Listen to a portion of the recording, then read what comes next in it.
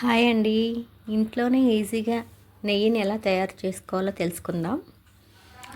ముందు ముందు రోజు నైటు పాలను బాగా కాచుకోవాలండి. కాచుకుని చల్లార్చుకున్న తర్వాత ఫ్రిడ్జ్లో పెట్టుకోవాలి.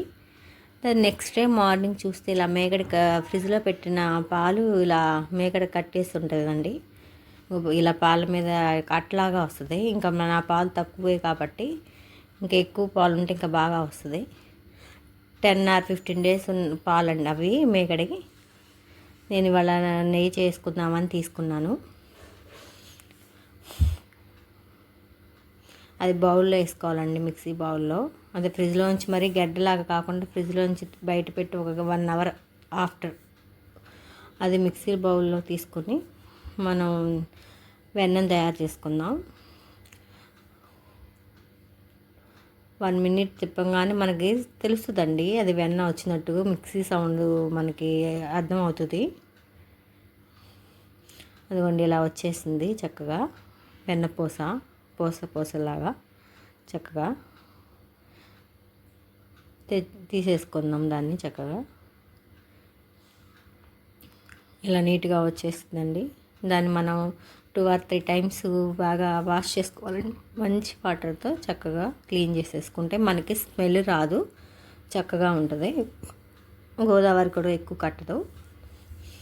2 or 3 times బాగా శుభ్రంగా కడుక్కోవాలండి అవి వాటర్తో, మంచి వాటర్తో. నేను కడుక్కున్నాను, శుభ్రంగా కడుక్కొని దాన్ని సిమ్లో పెట్టుకుని తిప్పుకుంటూ ఉండాలి. సిమ్లో పెట్టుకుని అలా నెయ్యిని కాచుకోవాలండి. చక్కగా ఈజీగా వచ్చేసింది. హైలో పెట్టుకోకూడదు, సిమ్లో పెట్టుకుని చేసుకోవాలి. కదుపుకుంటూ ఉండాలి. చక్కగా మనం బయట కొనే పని ఉండదండి. చక్కగా మన పిల్లలకి ఇదే సరిపోతుంది. చక్కగా నేను 1/2 లీటర్ పోయించుకుంటాను. 15 డేస్కి ఒకసారి తీస్తాను. మంత్లీ వచ్చేసి 2 times తీసుకుంటాను. అదే సరిపోతుందండి పిల్లలకి లంచ్ బాక్స్లో. కానీ పిల్లలు ఎక్కువ నెయ్యే కదండి ఇష్టపడేది. చక్కగా సరిపోతుంది. కొన్ని బయట కొంటే ఎలా ఉంటుందో తెలియదు మనకి. ఇది కల్తీయా ఎలా అనేది మనకు తెలియదు, బాగుండదు. మన ఇంట్లోనే చక్కగా న్యాచురల్గా మంచిగా చేసుకోవచ్చు. చక్కగా కాగిపోయిందండి. అది తీసేసుకున్నాం. వడగట్టేసుకొని ఒక డబ్బాలోకి స్టోర్ చేసుకుందాం. చక్కగా